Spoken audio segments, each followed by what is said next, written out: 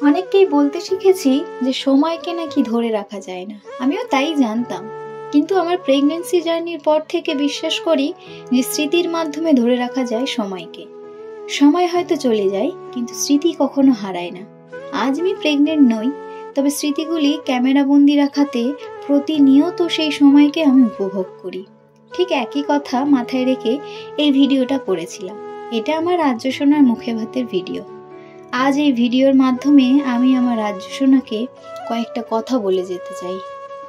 কারণ জীবন, ভাগ্য এবং দুর্ঘটনার কোনো নিশ্চয়তা নেই। কেউ জানে না সে কতদিন বাঁচবে। ঠিক একইভাবে আমিও জানি না আমার সাথে কাল কি ঘটবে। আমি তোমার জন্মদাত্রী মা হয়ে যদি তোমাকে এই কথাগুলো না বলে যাই, তাহলে কখনো কেউ তোমাকে এই কথাগুলো বলবে না। এটা হয়তো অনেক অপ্রয়োজনীয় কষ্ট থেকে তোমাকে রক্ষা করতে পারে।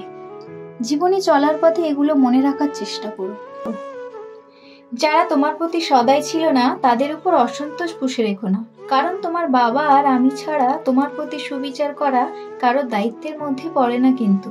আর যারা তোমার সাথে ভালো ব্যবহার করেছে, তোমার উচিত সেটা সঠিক মূল্যায়ন করা এবং কৃতজ্ঞ থাকা।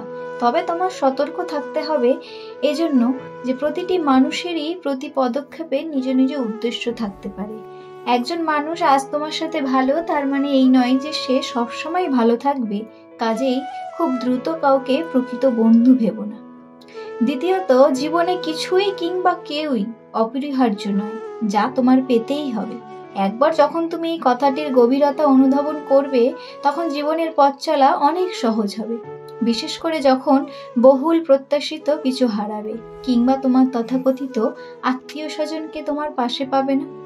জীবন খুবই সংক্ষিপ্ত।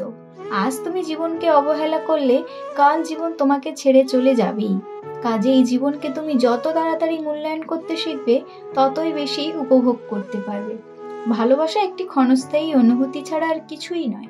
মানুষের মেজাজ আর সময়ের সাথে সাথে এই অনুভূতি বিবর্ণ হয়।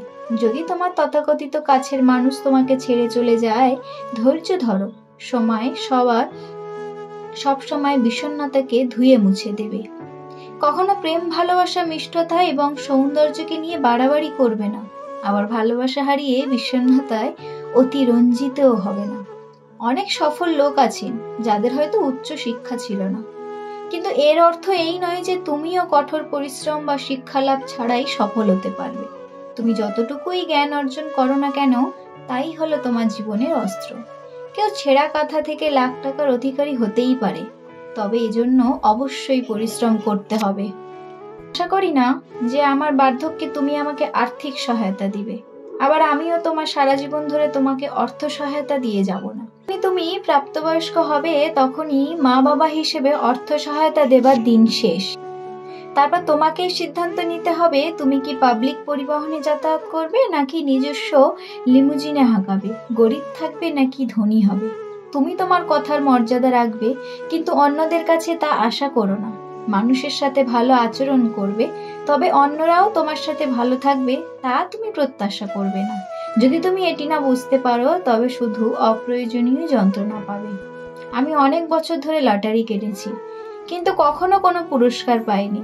তার মানে হলো এই যে যদি তুমি সমৃদ্ধি চাও, তবে কঠোর পরিশ্রম করতে হবে। বিনামূল্যে কোথাও কিচ্ছু জুটবে না। তোমার সাথে আমি কতটা সময় থাকবো সেটা কোনো ব্যাপার নয়, বরং চলো আমরা আমাদের একসাথে কাটানো মুহূর্তগুলো উপভোগ করি।